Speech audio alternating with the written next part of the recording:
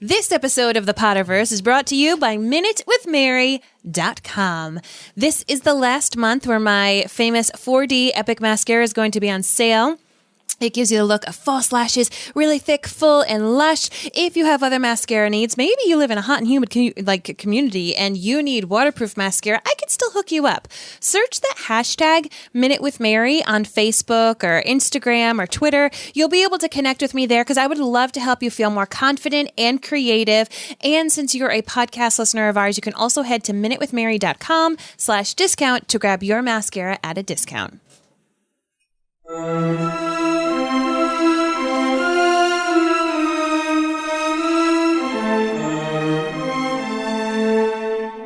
From Providence, Rhode Island, welcome to the Potterverse. It's a podcast dedicated to fly on my head.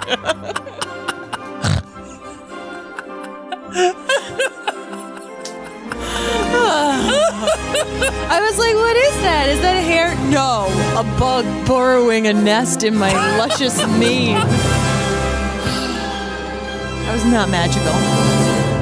Hi, guys. This is a podcast dedicated to the book. Do you want me to re-say that so you can edit it? Nope. We're going to keep it. Here we go. We're keeping it. Let's pursue that flighty temptress adventure. I'm Mary Larson.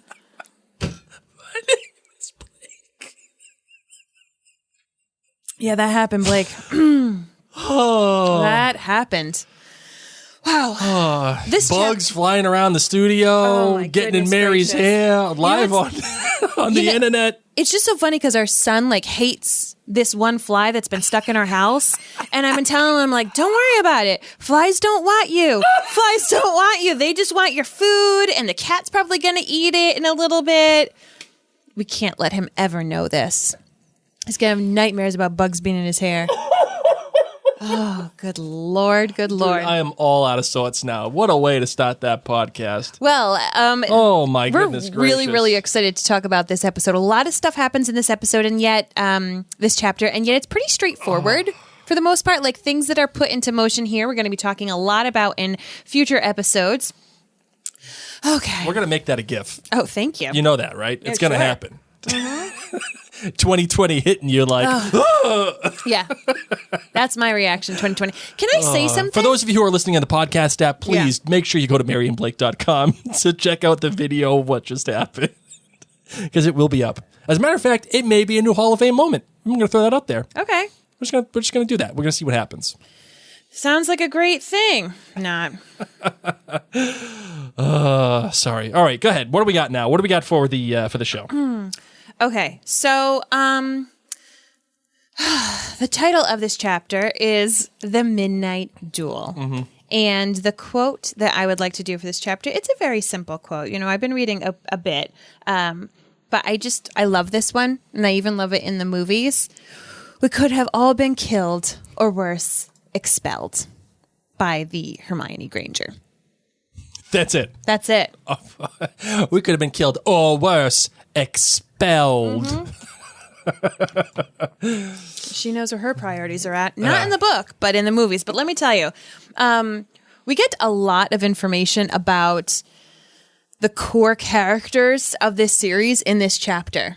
I mean, I'd say the core 5 are pretty outlined very, very well in this chapter. And it does seem like a simple... By core 5, what do you mean? I mean, Harry, Ron, Hermione, Neville, and Malfoy. Okay, all right.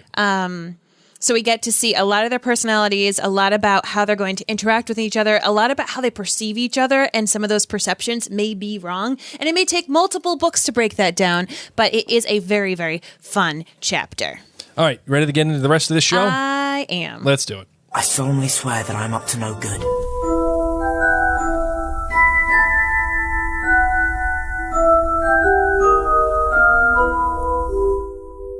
Once again, I don't know what I'm supposed to say right now because I can't read the Google Doc. There we go. Oh, crap. We were supposed to do... Blake, I'm telling you, man. Listen, I got 40 million things going on here. I'm trying to be the director of the show. I've asked if I could be the sound engineer, and you say you won't share the Absolutely responsibilities not. with That is me. my job. So if you won't let me take any of the reins, I'm just going to keep sitting here. Okay, so She's sitting there pointing at something. I have no idea what she's pointing at. we also wanted to remind you Podcast this have is, been an Woo! S show. Okay, careful. Well, we wanted to remind you to hit that subscribe button on this podcast, even if you watch us live on Facebook, Twitter, YouTube, Instagram. We would love for you to hit the subscribe button on your podcast app of choice. You can also follow us on social media by searching Mary and Blake. You can head to maryandblake.com to find other podcasts and blogs, and we would love it if this brings any joy to your life whatsoever to head on over to jointhenerdclan.com. It's the same thing as outlandercastclan.com. It's where you can contribute as little as $2 a month to help keep this podcast going. So here we go. Let's get into this show. So this chapter, would you like to do a synopsis or would you like me to? I would love for you to do it. You pretty much always do, don't you? I do. Okay, so flying lessons. This is the first time that the kids in the books get to ride their brooms. They get to hang out with Madam Hooch. Of course, Neville, being just the poor little clumsy fella that he is, he falls off his broom. Harry and Draco get into a little bit of a tat about Neville's remembrall. Through it, Harry jumps on his broom. What do they get into? A tat? Yeah, is it a word? I don't think so. Why don't you Google it? I feel like I would have totally used that in categories. Or what's that one? Scrabble? Yeah, Scrabble, sure. Yeah. Yeah, probably would not earn points for that one. Okay, so while they're in that little tiff, that's what I'm trying to say. There we go. Harry gets spotted by Professor McGonagall for flying around. She takes him to go meet Oliver Wood, who was such a hunk in the movies when I was younger. He gets to be the youngest Seeker in a century on the team. And then all the while, they get into this fight that never happens between him and Draco. This is taking forever, I know. Land the plane, Helen. Okay, and they end up being set up, and they run around, and they end up seeing this three-headed dog, and they're like, what the heck is going on? We're getting a bunch of different ones. Spat. You basically combined tiff and spat, and you got tat. It's one of my many talents. Yeah, it actually is. You did a great job. I especially loved it when I would do it on live television, and I would just make up a word. And the people who I would talk with, they would just roll with it because they were like, wow, she said that so confidently. It must really be a word. Yeah, like, that's a thing. It's got to be a thing, right? Nope. Clearly, obviously. I made it up. All right, so here we go. So that is the synopsis for this chapter. Yep. So let's start off kind of just moment by moment because there's three big things that happen here. We're going to start at the beginning. It's a very good place to start. There you go. We start off actually not really doing much except Harry just thinking about how much he hates Malfoy. How he never thought that he could hate someone and feel as badly about someone as he did Dudley, but he does for Malfoy. And it's pretty interesting because, of course, like, Malfoy is a twit. You know what I mean? He's a... Not a tat, but a twit. Not a tat, twit. Once again, I'm going to firmly say that I believe that this is because of his upbringing. And that 11-year-old probably could have changed his mind maybe if he decided to be friends with Potter and Weasley rather than just stick to his own crew, but whatevs. But Harry just pegs him. You know what I mean? Malfoy has done nothing but be poor and poorly treat others. But Harry just kind of melds him into this Dudley image in his mind. And I'll be honest with you, Dudley holds up to that image in this chapter, right? Mm-hmm. So the first thing we do is we get to see the flying practice, right? Or is that the remembrall? First, the remembrall. So we get to have that moment where he takes Neville's remembrall. Can we have a moment? Sure. What do you got? Remembralls. Let's just digest what a useless magical device that is. You forgot something. You forgot it. You ain't gonna remember it if it tells you forgot it. No, like how many people were like Neville and they were like, it was like the Furby. I bet it was like the present of the year, like when Furbies were really big and everyone's like, gotta get a Furby. And then everyone gets a Furby and they're like, this sucks. Like this did not enrich my life. Or like Tickle Me Elmo. Like I was out on Tickle Me Elmo. What's like a device that was meant to help people, but really it's just a nuisance? Tamagotchi. No, that's a toy. What's a device? Like this, remember, was supposed to help people. And Are there things that you're like, this is not useful, but more of just like a paperweight because it has not helped me? That's a good question. Maybe our friends on Facebook can weigh on it. But really, like, you get a Remembrall to remember things.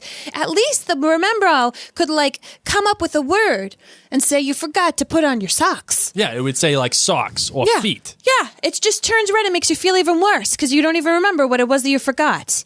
Goodness gracious. So the Gryffindors and Slytherins have to head on off to flying practice with Madam Hooch, who, honestly... Madam Hooch is a teacher of the 80s. This book series takes place in the 90s. Madam Hooch doesn't have helmets on her kids. Nope. This series was obviously not written in 2020. Can you imagine if the author had to write this series right now, the editors would be like, 11-year-olds flying around, that's a little dangerous. Everyone's mandated to wear helmets right now, so you might want to add that in. Madam Hooch doesn't care. I love when she's like, oh, a broken wrist. Come on, boy, it's all right. Up you get. Doesn't even call him his name. Come on, boy. Up you get. I'll get you a Tang. You'll feel better in a jiffy. Good. You're good. You're not bleeding. Get some tussin on there. Right? You'll be fine. Madam Hooch. I honestly think that's why she walks Neville to the infirmary, because she could have Wingardium Leviosa him. She could have done literally anything. She could have done Arresto Momentum on him. Okay, there are plenty of spells that even I, a mere muggle, know of that could have stopped Neville from breaking his wrist. Caitlin Marie on Facebook says shake weight. I may or may not have purchased a shake weight. It actually did work.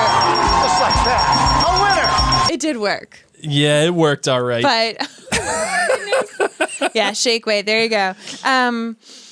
A Casio electronic library. See, I feel like that was like the forerunner to a Palm Pilot. Yeah, you know? or the Newton. Remember the Newton from Apple? No. That was like it was kind of like a Palm Pilot, but the Newton was like the first little entry into the electronic device note-taking thing. Yes. Very cool. So, Gryffindors and Slytherins have flying practice class together. And Good luck, Madam Hooch. I also want to go on Madam Hooch with this when she says, "None of you is to move while I take this boy to the hospital wing. This boy. You leave those brooms where they are, or you'll be out of Hogwarts before you can say Quidditch. Come on, dear." Madam Hooch chills at the 3 broomsticks. Doesn't her Daily. F's account is on overdraft. She is just all set with her job, you know. I mean, I feel like she's the gym teacher with like the tracksuit. Oh, yeah. And like she's been there for like 30 years. Yeah. And she does the same thing every year. She rub some dirt in it, toughen you up. Get in there, get some spit on it, you'll be fine. Yeah.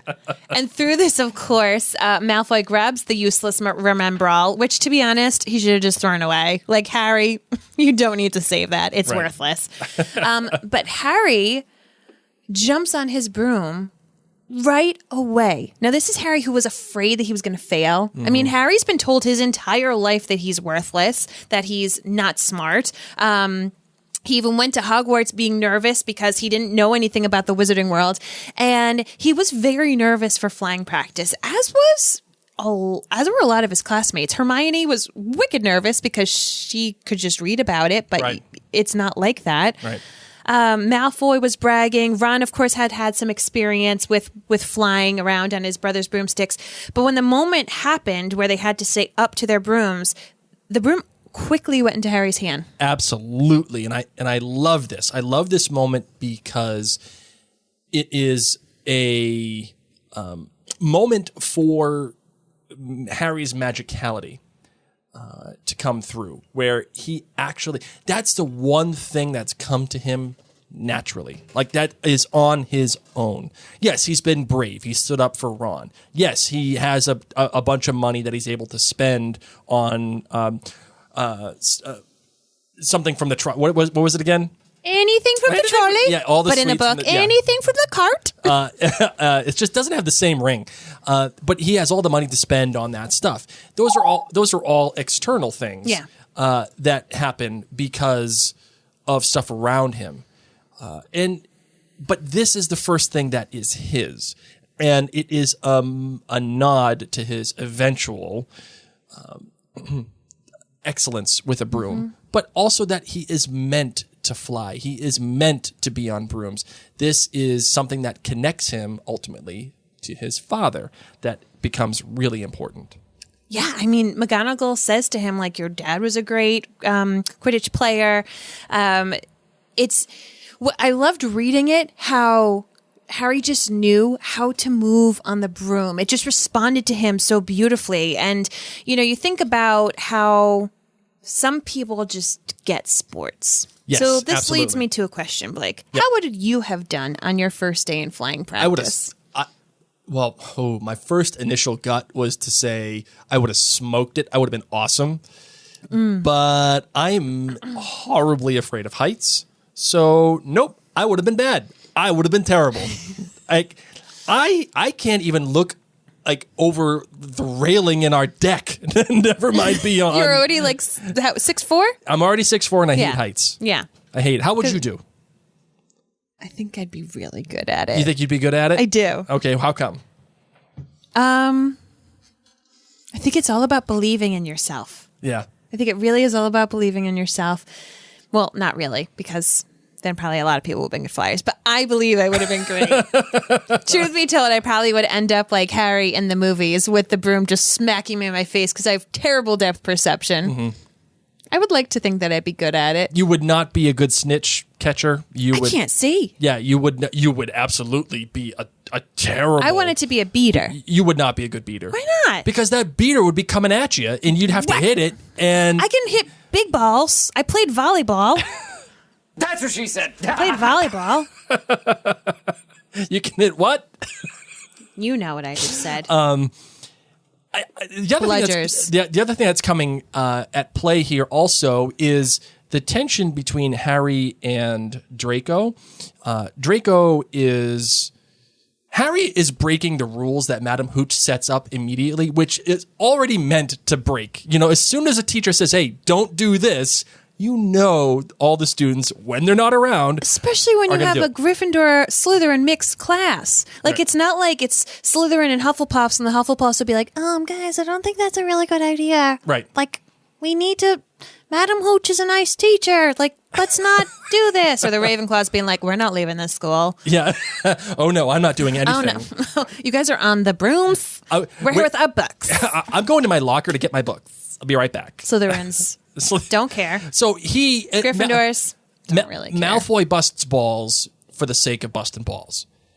And he just does it to get a rise, I think, out of Harry. Just because that's what he's doing. And Harry has no problem to act confidently, even though he's breaking a rule, because it's for the greater good. And the tension between the two, Malfoy's overconfidence and Malfoy's ability to piss people off, how that's running in tandem and against Harry's courage and Harry's willingness and need to stand up for his friends and to stand up for himself. So that when Malfoy says, or when Harry says, you ain't got Crab and Goyle up here, do you?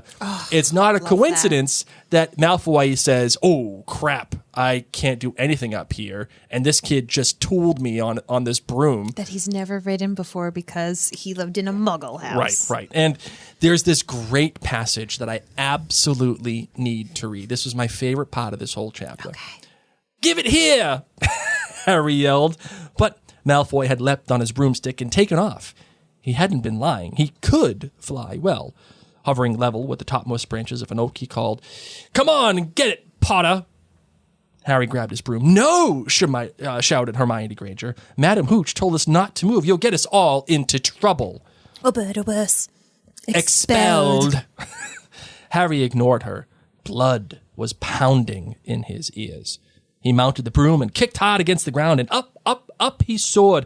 Air rushed through his hair, and his robes whipped out behind him. And in a rush of fierce joy, he realized he'd found something he could do without being taught. This was easy. This was wonderful. He pulled his broomstick up a little to take it even higher and heard screams and gasps of girls back on the ground and an admiring whoop from Ron. Of course, Ron would whoop. Ron's all about the whooping life. But see, this is why I chose that one simple sentence that Hermione said. This entire chapter, Harry makes pretty reckless decisions. You know, brave in many regards, but reckless that could have gotten him expelled. He could have gotten in severe trouble for flying. He could have gotten in severe trouble for being out at night. And of course, the situation with the three-headed dog. But here we are, and he's flying. I just love the imagery here. Blood was pounding in his ears, and he mounted the broom, and the air rushed through his hair, and his robes whipped out from behind him. And in a rush of fierce joy, think of that wording, fierce joy. It's not just joy. It's not gleeful joy. It is fierce joy. It's something that is visceral and almost, it borders anger level, and it borders detriment. That's so joyful. So strong. Yeah, that's what I'm saying. Like, it's so strong that it borders bad. It borders like the thing that makes you question whether or not you're doing something. It's fierce. I just find that so descriptive and viable as a descriptor. I mean, and then following it up with, this was easy. And then in italics, this was wonderful. Something full of wonder, something that is beyond Harry's recognition. It is innate. It is something that is in his blood, and that makes his blood boil in his ears. And all I could think of, Mary, was you. Oh. When I was thinking about this. Because I know that reason? there has been times when you could feel the blood pounding in your ears because you are an absolute Gryffindor to the bone. And all I could think of is you doing this and thinking, wow, that is exactly Mary. Have you ever been in a situation where blood is pounding in your ears? Yep. Yep. Care to elaborate? No. Fair enough. So another Gryffindor catches Harry. It's Professor McGonagall. Excellent stuff. And, you know, he, for quite some time, is afraid that he's actually going to get in trouble because, of course, all the words that have described Professor McGonagall before this moment have been stern and rigid and like a serious rule follower. And she goes to Professor Quirrell's room and asks for wood. And Harry thinks that she's getting wood like a cane to beat him. Now, I came across, during one of my bouts of insomnia, the most amazing fan fiction. It's not the most amazing, but an amazing fan fiction to come across during this chapter. It was about, fan fiction, of course, is just like a canon offshoot thing. I need to take a moment to talk about this. It was how Minerva McGonagall, once again, this is all fiction, not from the book. Minerva McGonagall was having dreams that something was wrong with Harry Potter, and like Lily and James Potter would go to her in her dreams and say like, you need to go check up on our boy. And she would ask Dumbledore like, is he okay? And Dumbledore's like, yeah, whatever. I check up on him all the time. He's fine. And Minerva ends up sneaking over in Muggle clothes. Oh, and she like says something to Severus, like, I'm having these weird dreams and Dumbledore won't tell me where he lives. And Severus ends up telling her. Oh. And she goes over and she finds Harry like in the cupboard. He's only like 3 and he's like peed himself and he's obviously very poorly treated. She ends up taking him in and adopting him, and it causes a big rift between her and Dumbledore. And actually Snape ends up helping her a lot while she's co-teaching, and she ends up raising Harry. And she loves Quidditch, and obviously he gets really fond of Quidditch, and he's really good at Quidditch because, of course, Minerva was like a Quidditch player in her heyday and could have played professionally. But it's this whole idea about how she never got to have a kid of her own, and her mothering instinct, but also her like maternal instinct in general told her that something was wrong with Harry. So she ended up raising him in Hogwarts and gave him a life that he deserved as just a human, but also as the And this was a chosen one. fanfic? Yes, complete with pictures. Okay. Oh my goodness. Including the fact that she and Severus Snape at the end of each year would wear colors of whoever won the Quidditch World Cup. So there was a picture of like Severus pouting and she was smiling and she was wearing like maroon and he was wearing maroon. And then another picture of her pouting and Severus was like wicked happy and they were both in green. It was an amazing piece of fan fiction just because it wasn't like incredibly well written, but it hit me in this chapter because Minerva, who's always been said to be stern and so like not a rule breaker. She breaks a massive rule. She sees a first year riding a broom, and instead of giving him detention, instead of reprimanding him, instead of expelling him, she loves Quidditch so much, but also has a soft spot for an orphaned Harry Potter. Sure. That she breaks a rule. There hasn't been a first-year Quidditch player in a century. Mm-hmm. Never mind a seeker. Yeah. Of all things. It's absolutely interesting because you're right, Mary. McGonagall is... You take her as someone who is the very by-the-book, person who is going to keep things in line, and rules are what keep things in line. Mm-hmm. Yet, she breaks this rule for Harry, or she bends the rules, as she says it.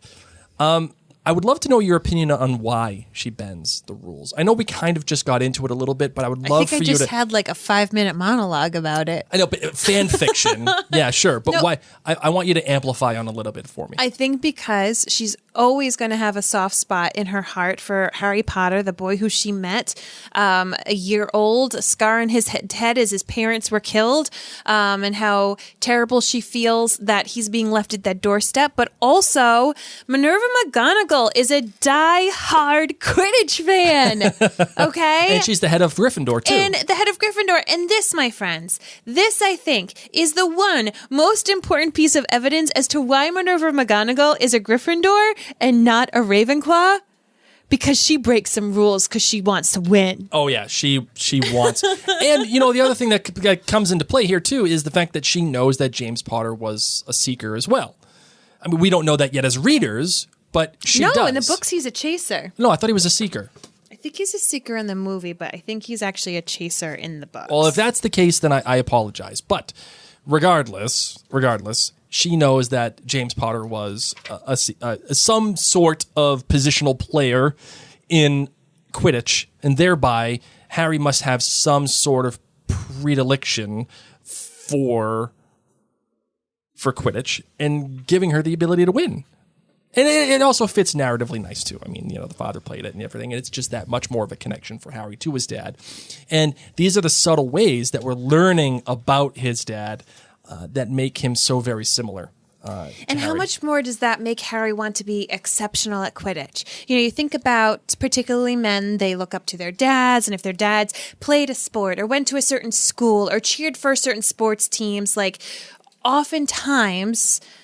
they want to emulate that and kind of copy that same behavior. And so here's Harry, who didn't necessarily get to go to the Quidditch World Cup with his dad, but he knows that his dad played, and he knows he's good at it too. So you've got, like you said, this like Potter in him where it's like, I'm going to prove that I'm a Potter, and I'm going to kick some booty. Mm-hmm. So he ends up getting, of course... put on the team. He's telling his friends all of this. He's very excited, but they're kind of keeping it on the DL because they want it to be quite the surprise. And in the meantime, too, Malfoy comes up and says, let's have a midnight duel. And all I can think of, the 10 duel commandments.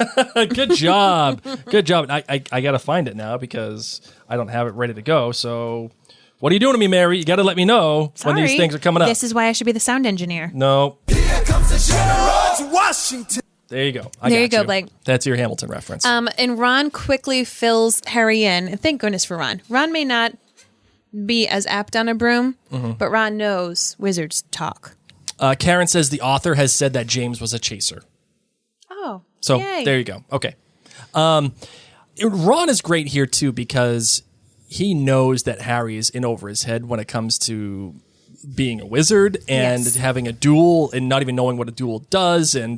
And I love that moment when Harry says, "What's a second?" Oh my gosh, we need to rewrite the lyrics to the 10 Duel Commandments You for Harry can Potter. do that. I totally will. And to go along with my crazy by Moaning Myrtle. That is absolutely a Patreon thing. He drives me crazy. No, you can't give away the goods. I'm on the brink. I saw a basilisk in the sink. Mary rewrote that song to Moaning Myrtle. That is an absolute truth. I will say this. If we get to 500 patrons, here it is. Mary and Blake JoinTheNerdClan.com. Go to jointhenerdclan.com. If we get 500 patrons, I will make public Mary's rewritten Moaning Myrtle song for Britney Spears. We never recorded the Sirius Black No, one. we did not. Dead or alive or petrified. You are such a dork. Oh, my what I God. do. Okay. All right. So the 10 Dual Commandments. yeah, Ron Number 1. is backing up Harry, and I love when Ron says, yeah, I'm the second in case you die, but you ain't gonna die because the most you're gonna do is just shoot sparks at him. And he just has Harry's back. Will it make a little sound? Yeah. Swish and flick. I'm 2 weeks into my training. So they go on their way, and something else happens here, and we forget that Hermione, by the way, is still being called Hermione Granger. She's not just being called Hermione throughout these chapters. So the author is telling you that there's still a distance between Hermione and Ron and Harry. And Harry, yeah. But the author also does something that's really important here. She puts the three of them together in an organic way, for the most part. I hate when authors or showrunners or writers force relationships on you. It has to happen naturally. It has to give oomph to it. It can't exist for the sake of existing. It has to give a reason to care, and it has to give a reason to exist. What does each member of the friendship bring to the friendship? For example, Harry brings the fact that he's a chosen one. He's the chosen one. Ron brings the support and care and knowledge. Ron brings the knowledge, the wizard knowledge. Yeah, and Hermione is the one who brings the practicality and the specialness of magic into all of it. And we finally get that in this chapter, but it starts off in this really peculiar way. And what happens is Hermione is saying, listen, you can't go. Like, you're going to go and they're going to lose all these points that I got for knowing about switching spells. And Ron says, go away. And Hermione says, all right, but I warned you. You just remember that when I said, when you're on the train home tomorrow, you're so... But what they didn't find out. Hermione had turned to the portrait of the fat lady to get back inside and found herself facing an empty painting. The fat lady had gone on a nighttime visit, and Hermione was locked out of Gryffindor Tower. Now what am I going to do? She asked shrilly. That's your problem, said Ron. We've got to go. We're going to be late. And they haven't even reached the end of the corridor when Hermione caught up with them. And notice, it wasn't until she makes the choice to go with them that the author starts writing just Hermione and not Hermione Granger. And she says, I'm coming with you. You are not, said Ron. Do you think I'm going to stand out here and wait for Filch to catch me? If he finds all three of us, I'll tell him the truth, that I was trying to stop you and you can back me up. I love this. Yes. Because Hermione is doing something that she doesn't want to do, but she has no other choice. So she has to make a choice. Sit there and get caught by Filch, or get caught by Filch with all three of them. Mm-hmm. And she chooses to be with all three of them, knowing that it's probably the right thing to do is be with them. You know, it's interesting. In these early chapters, Harry is not a big fan of Hermione either. All Hermione does in these earlier chapters is pretty much reprimand Harry. Yes, Ron and she get into, little tiffs every once in a while, but really she just keeps telling Harry, you shouldn't do that. You really shouldn't do that. I've earned us so many points recently, and if you do this, you're going to lose all the points that I earned for us. How dare you? And Harry doesn't ever butt in when Ron's putting her down. Mm-hmm. Whereas also I think that Ron is very quick to put her down because Ron is a child in a very large family, and he has learned to stand up for himself and not take any crap. So right. Here he is being bothered, quote unquote, by Hermione, and maybe it kind of reminds him of Ginny. Leave us alone. Go away. We don't want you here. Mm-hmm. Obviously very mean to say. These are 11-year-old children, of course, but how many 11-year-old boys have probably said that to their 10-year-old sister? So I think that Ron just sees her as this annoying girl who keeps harboring on her, and then they bump into Neville. So this, of course, is another difference from the movies. In the movies, they're not heading to this midnight duel. They stumble over Neville, who they think is Mrs. Norris, because they just hear a little sniffling. And Neville forgot the password. So the four of them go to the trophy room, and Malfoy set them up.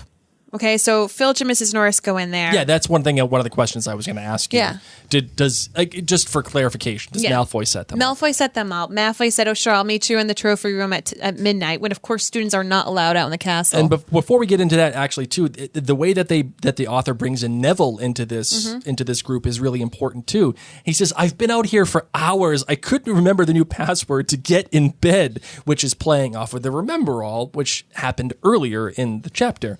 "Keep your voice down, Neville. The password's pig snout, but it won't help you now because the fat lady's gone off somewhere."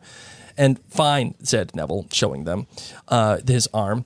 "Good. Well, look, Neville, we've got to be somewhere. We'll see you later." And Neville says, "Don't leave me," scrambling to his feet. "I don't want to stay out here alone. The Bloody Baron's been passed twice already." It shows you his character immediately. Poor Neville has already been hurt a bunch of times. And forgetful, and he's scared. He's such a scared little kid. And when eventually in book 3 we get to know that his true fear is Snape, you believe it because he's scared of the Bloody Baron. Yes, excellent stuff.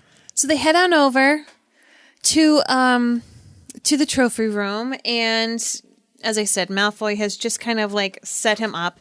They bump into Peeves, who we've gotten to see several times the past couple of chapters, and he bothers McGonagall on her way to find Oliver Wood, and now he's bothering the kids here, and they're just saying, like, "Leave us alone, Peeves," and he's the one that ends up yelling, "Students out of bed," and he gets them in trouble. And Mrs. Norris and Filch, by the way, worst searchers ever.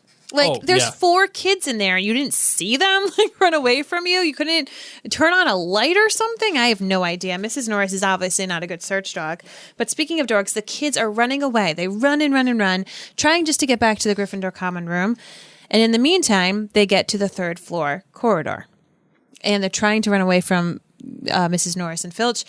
And there's this door that all it needed was a simple Alohomora to, and 4 first-year children stumble into this room. Which, can I just say, Dumbledore, if you're trying to lock a room that could lead to a certain death, like, why just lock it with something as simple as a Alohomora can unlock? First years learn that. Well, this is a question that I have to ask you because the way that the author writes this is, I know I've read a lot today, but there's a lot of great writing in here that needs to be called out.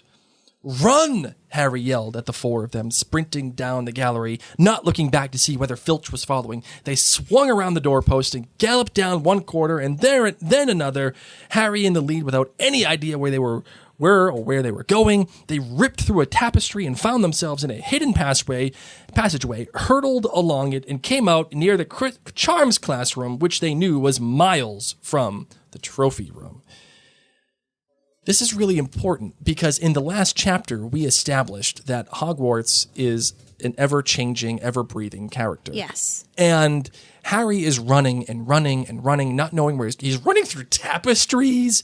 He's going into these abandoned corridors, no idea where he's going. And it just so happens, are you telling me that they just happen to go or at least end up in the room that the Sorcerer Stone is going to be under the guard of a 3-headed dog?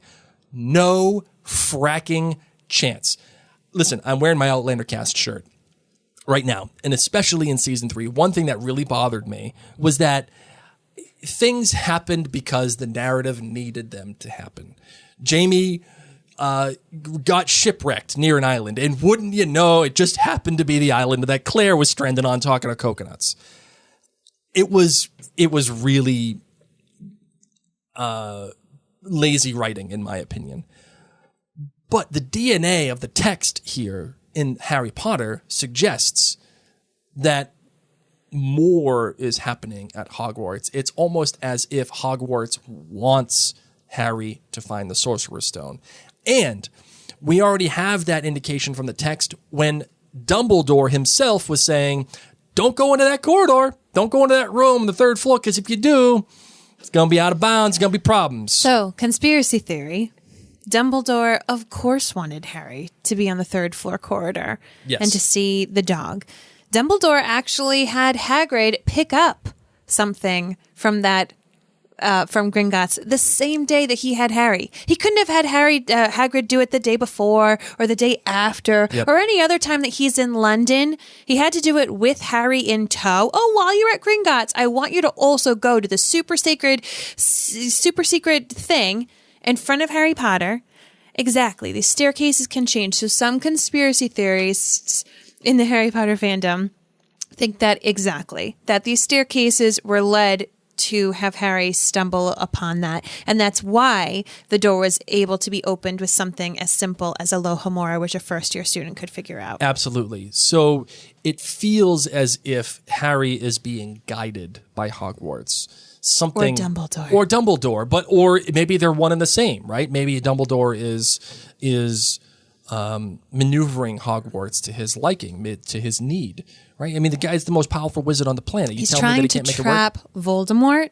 Yes. And he knows, cover your ears for spoilers, he knows that neither can live while the other is alive. Right, exactly. So he knows he needs to get Harry and Voldemort together. And that's how you have to question that throughout this entire series. Yes. Things happen to Harry. Later on in, was it book 5, or at least in movie 5, Harry says, yeah, I did all these things, but I kind of lucked out. These things happened around me. I got all this aid from all these people. It's not just because people really liked him or he just happened to get lucky. You have to look back on it now and question the validity of how much Harry is in control of what he's doing. And I don't think it is a coincidence that he ends up on they say in the text is miles away from the trophy room. You know, the thing that connects him to his dad. I mean, I think they were exaggerating. Well, you know what I mean. But what I'm saying is he ends up on the other side of the school, let's say. I think it's fitting that the chapter begins with Harry discovering that he can fly and he can do all these great things. And as it relates to Quidditch, yet at the end of the chapter, we're separating ourselves from that. We're separating ourselves from the trophy room. We're separating ourselves from his dad, who is in the trophy room as a Quidditch player. This is his own path. It's his own journey. Yes, Quidditch is important. It's what his dad did, but this is the beginning of his own path. So, that of course concludes the chapter, and then Hermione's like, I'm going to bed because you guys are doing nothing but trouble this entire chapter. And once again, it's very interesting that this chapter is titled The Midnight Duel, which really never happened. Malfoy said, let's have a midnight duel, and then he never showed up. But what's cool about this title is that we as the reader think that there's going to be a midnight duel. We think that this is what's important. The misdirection's great. But really what is important is Harry has this innate ability to be an excellent flyer, and Harry sees the three-headed dog and puts pieces together that maybe what was stolen Gringotts is underneath there. Dare I say it's Star Wars-esque, the Duel of the Fates? Ooh. Oh, yes! So, why do you think they did not include this part in the film? They didn't need it. You didn't need it? Meaning, what part in the film? Meaning the midnight duel? Yeah, they didn't need it. Because they already set Malfoy up in the Quidditch practice, or the flying class as the person who's going to be opposing Harry. Yeah, they needed the midnight duel to once again solidify that Draco and Harry are trying to fight, that Draco's just trying to get him in trouble. But what the author needed was a reason for Harry to be running around the school and accidentally end up in the corridor. Yep, got it. All right, you want to take another perspective? Are you first? I got one. Okay, yeah. I'm going to do Filch. Awesome. Filch. Awesome. Just doing his job, man. Just trying to go out there, protect the kids, make sure they're all in bed. Yeah, he's a dink. Yeah, he could probably go about doing things better. But man's being paid. Man's being paid to do a job by Dumbledore. And all he's trying to do is fulfill it. He's getting these words from Malfoy, and he's already heard all this crap about Harry. He already probably thinks the same way that Snape does. Harry sucks. Harry sucks because he thinks he's awesome. And he thinks he's awesome because he's the chosen one. So that kid can go around doing whatever the hell he feels like. No. I'm going to get him. I know they're around here somewhere. I'm just doing my job. Screw them. I don't blame them. Go run after them kids. Get them back in their beds. God forbid one of them falls and breaks a wrist. Just like Neville did earlier. God forbid one of them goes into a room they're not supposed to get into and gets eaten by a 3-headed dog with 6 eyes. What are we talking about? Of course he's going to run after them. Agreed. He's just trying to do the best that he can. I love it. What do you got? Anything for you? Hermione. What do you got? Hermione, otherwise known as Hermione Granger this entire time because she wasn't being seen as an equal, nor is she truly a friend yet. The poor thing, her entire life she knew she was smart, but probably wasn't able to piece things together. She finally feels like this is the place for her to blossom. You know, she was probably made fun of as like being nerdy, only child of dentists, maybe her parents, you know, would show her teeth. I don't know what dentists do. I'm not going to lie. But she's here to do something really, really cool. And she's proud of the fact. And she studied and she did all these things. And she is stuck with these dopes. And I got to tell you, there was a boy in my life who may or may not have stopped me from saying I Pledge of Allegiance for 2 years. Who I had to sit next to from kindergarten through 8th grade, who was a friend of mine, but was like the biggest doofus and would talk all the time and would like try to make fart sounds all the time. And I had to sit next to him because our names left like literally 1 letter difference at the end. And I was like, yeah, exactly. So I know what it's like to be this high achieving woman who just can't with these immature boys, you know, like, please, can I please hang out with people who are like 10 years older than them? Because I'm here to learn. I'm here to be great. I'm here to do awesome things. And these people are going to lose me house points. I don't want to do group activities with them. And yet I'm stuck in a group activity year long called house points. So, yes. Hermione Granger, in this chapter, is telling them, please stop. Please don't fly. Yeah. It's not safe. You're risking everything here. Literally, Madam Hooch is probably just going to like take a cigarette and burn it on your hand or something that like a 70s or 80s teacher would do. I don't even know. She looks cray-cray. You know, like we just don't know what's going to happen with her. Please don't do a midnight duel. That's a terrible idea. A terrible idea. Like she's really trying to look out for them. She could just ignore them and let them get expelled. And then has to get caught up in this mess, chased by Filch, midnight, gets to see a scary dog. No wonder she wants to go to bed and stay away from these boys. Oh, man. Kate's saying, yes, it's so hard being the smart girl in middle school. Victoria says, I've never understood Hermione and Ron. Denise says Mary is such a Gryffindor for sure. Allie says that's the biggest group project ever. Yes. Seriously. I don't do group projects. I don't do them. When I was reading this, and I hope you're all are. When I was reading this moment where she was like, I just earned all these points and you're going to lose it. I was thinking about people who are like, can you please just wear a mask so our kids can go to school? I don't care if you like it or not, but I just want my kids to go to school. Like that's what I was feeling. Suzanne says that Hermione is such a fun sucker. Oh, my God. Tammy actually says, from Harry's point of view, Hermione is a pest, but from Hermione's point of view, the boys are such doofuses. That was the same boy in my life that told me that I was going to be an excellent wife someday. He's like, nobody wants to date you now, but I bet you'll be a great wife someday. Get that kid out of here. Get that kid out of here. Blake. He didn't stop me from saying a Pledge of Allegiance. He's out of here. That's Trust true. me. Good point. Nobody said I'd be a great wife. Hopefully I am a great wife. Yep. All right. That was not sounding like that was a real yep. What? I just asked you, am I a great wife? And you went, yep. No, you are. You're a great wife. You're incredible. You're the best wife, best of wives, best of women. Okay. Let's go on. Yeah. Oh, by the way, just because I have to now. Yeah, you're welcome, America. Here comes the General Washington. That's my girl. All right, we got some emails and questions, although we don't have any emails. So if you guys do have any questions, I'm surprised we don't have any emails for this episode.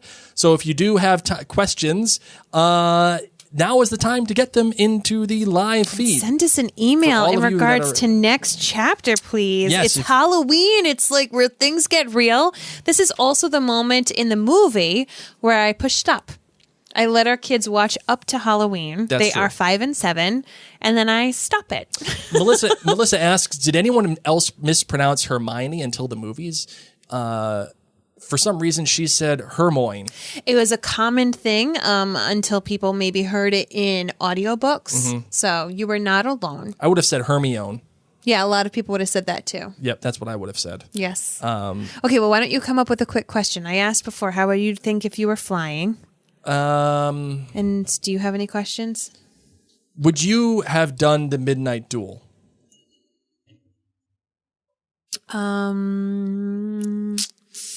Depends with who. I mean, if it was Draco, like all things in a vacuum here, would you just switch places with? I mean, if it was my arch nemesis, I would. But I did chicken out of a fight in high school. Yes, you did. Like hardcore. Absolutely. I sat next to the principal during lunch and was like, "Can I just sit here?" Mary got in trouble with the big school bully. Yes. Everyone, who's the tall volleyball player girl with the orange backpack? Telling you, all the girls in the bathrooms, girl, you're gonna die. I don't know you, but you're gonna die, girl. Oh, gosh. Oh, man. Getting an orange backpack was not a Allie good says choice. no way Mary would sneak out of bed in the middle of the night. I mean, let's be real. If I'm already asleep, I probably would sleep through it. Yeah, guaranteed. Absolutely. Mary has no problem. I might have a slight narcolepsy problem. Or is it just that I'm very comfortable sleeping? Like, why can't I sleep anywhere? You can sleep literally anywhere at any time. Yeah. If I told Mary to fall asleep right now, give her 1 minute, she'll be asleep. Yeah. I hate it. Right here on the table. It takes me 45 minutes at the least to fall asleep every single night. Yep. All right. Let's see. Suzanne says, why do you think they did not include Peeves in the movies? I think they were able to figure out how to work around him, and it would have just taken time. You have, especially with quick movies, you need to know the core characters. Yeah. And I think too many people would have made it difficult. In those early days, these films were like an hour 45, hour Yeah. 50. And for you to get introduced to all of the ghosts, include them in the plot, understand who they are, how they're different from each other, and given the visual aesthetic of the ghosts, they all look the same anyway. So, yeah, I could see why they wouldn't do it. Anna asks, Blake, would you duel at midnight? Would I? Yes. Absolutely.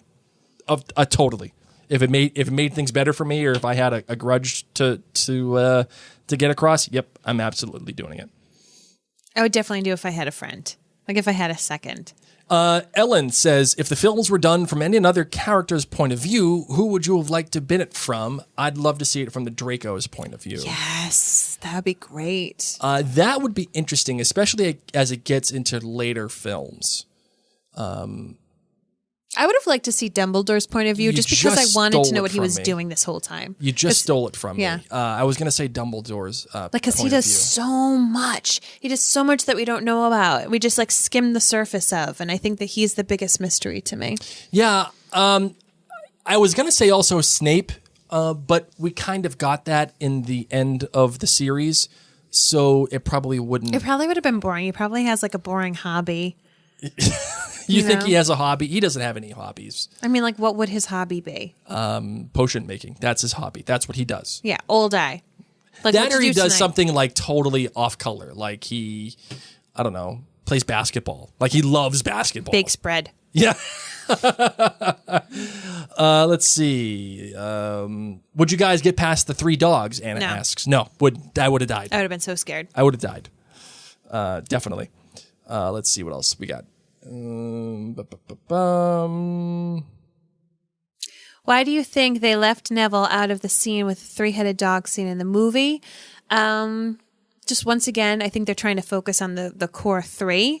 And in the books, obviously, Neville plays a bigger, a more common character. But I think they just wanted to focus on the trio. Sure. Caitlin asks, how do you think the story would have gone if it would have been 4 friends with Neville included in every one of our 3 heroes are?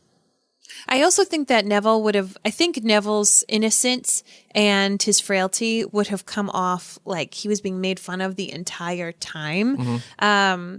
Because it kind of feels that way in the books, but I think you're able to skim over a little bit more. Allison says Snape knits like a fiend. And that's it. That's all. Oh, Denise asks, what would your remember all say? It would just turn red, and I'd sit there saying, You're not telling me anything, remember all. You suck, remember all. Take it, Malfoy. All right, yeah, that's it. Let's close this bad boy out. We anticipated this being a short episode. Yes. Wrong. It is 54 minutes long so far. So sorry, everybody. We started the podcast thinking, yeah, stuff happens. It's a simple episode. But it's fine. We're gonna be fine. It's a half hour at most. I looked down. We hadn't even started half the analysis in 28 minutes. I mean, for 5 minutes, I was talking about fan fiction. Yeah, and avoiding flies. That fly. That's gonna be a Hall of Fame moment. Kamikazes on my face. Oh man! All right, let's close this bad boy out, shall we? Yes. Thank you.